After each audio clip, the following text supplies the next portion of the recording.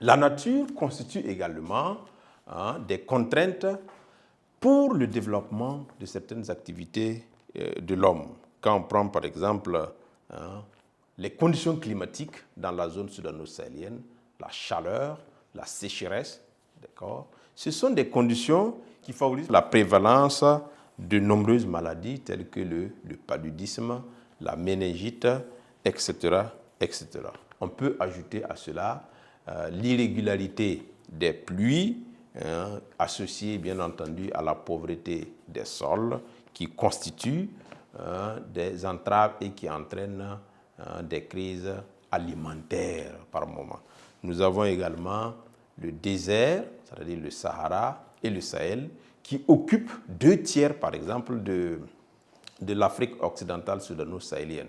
Et vous savez très bien que le désert et le Sahel ne sont pas favorables à l'agriculture, ils ne sont pas favorables, bien entendu, à beaucoup d'autres activités, l'agriculture, l'élevage même par moment. Et il y a aussi le fait que l'homme a su au moins s'adapter, voilà, face à ces contraintes-là, l'homme a su s'adapter à la nature à travers la création de techniques, par exemple techniques culturelles telles que le zaï, qui lui permet de tirer profit des terres arides. L'homme a créé également des retenues d'eau pour pouvoir faire face à la sécheresse et pouvoir aussi être occupé en produisant des cultures de contre-saison pendant la longue période sèche. Donc voilà un peu ce qu'on peut retenir pour ce petit B du petit 1. Il y a bien entendu les conditions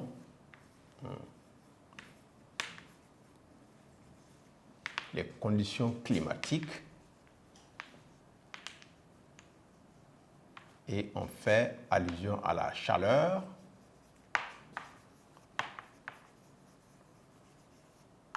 la sécheresse, on peut ajouter l'harmattan, d'accord, les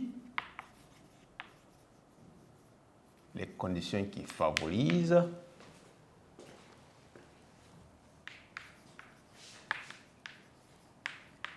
la prévalence du paludisme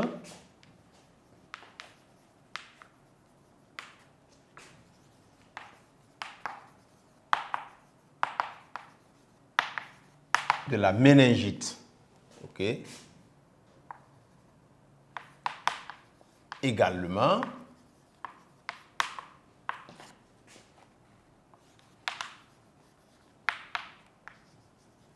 l'irrégularité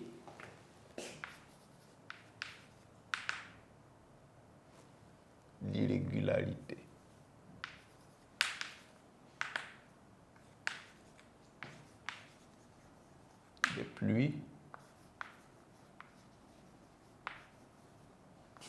provoque des crises alimentaires. Donc, après les conditions climatiques, nous avons bien entendu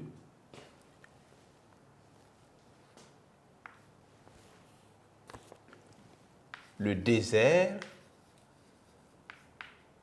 du Sahara et le Sahel. Ces deux-là couvrent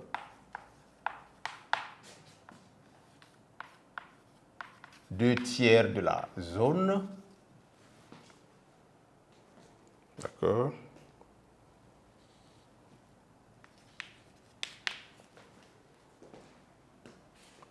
Et sont défavorables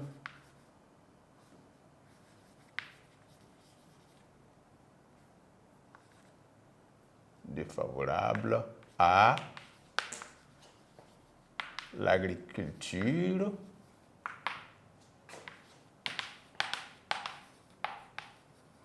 à l'élevage, pour ce qui est du Sahara, l'agriculture, à l'élevage, et provoque, voilà, on va ajouter cela, des déplacements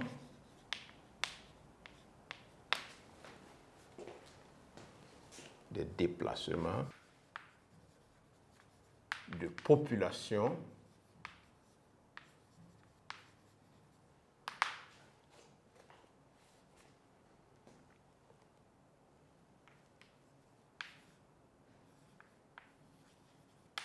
vers la zone humide et côtière. Maintenant, il faut se dire que l'homme ne dort pas face à ces contraintes, d'accord? Donc, ce qui nous amène à dire que cependant, ok, l'homme a su s'adapter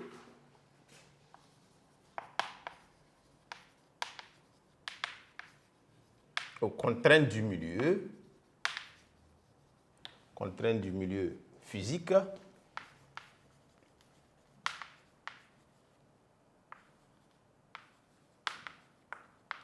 en créant, par exemple, de nouvelles méthodes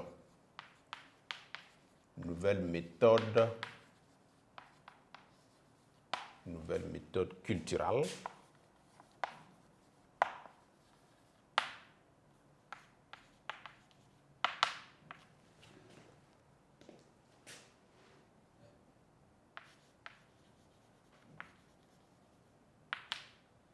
pour tirer profit des terres arides. Tirer profit des terres arides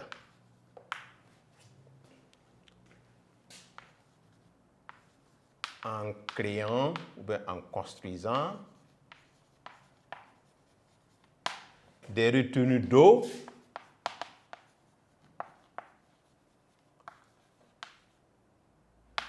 pour faire face, bien sûr, à la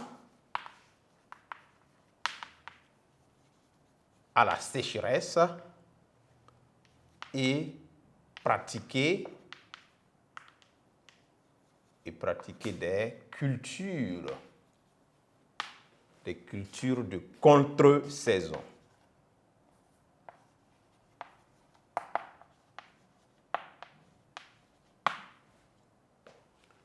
Donc voilà ce que l'homme a pu faire, bien entendu, quelques actions entreprises par l'homme pour pouvoir s'adapter à sa nature vis-à-vis des contraintes. Donc, les conditions climatiques, on a mis en parenthèse, chaleur, sécheresse, harmattan, qui favorisent la prévalence du paludisme, de la méningite.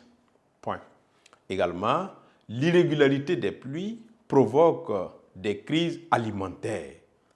Le désert, ça c'est une première contrainte, d'accord? Deuxième contrainte, le désert du Sahara et le Sahel, qui couvrent 2/3 de la zone, sont défavorables à l'agriculture, à l'élevage et provoquent des déplacements de population vers la zone humide et côtière.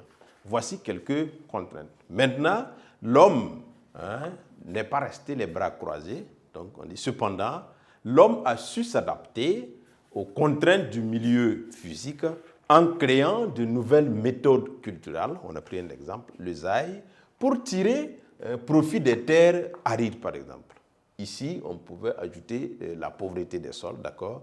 Donc, pour tirer profit des terres arides, en créant des retenues d'eau pour faire face à la sécheresse et pratiquer des cultures de contre-saison. Donc, voilà comment l'homme vit dans cette zone-là, en zone humide et côtière. Face aux contraintes de la nature, voici comment il se bat pour pouvoir s'adapter, pour pouvoir survivre, pour pouvoir pratiquer certaines activités économiques. Donc, en deux, nous verrons l'impact des actions de l'homme ou des activités humaines sur le milieu physique en Afrique soudano-sahélienne.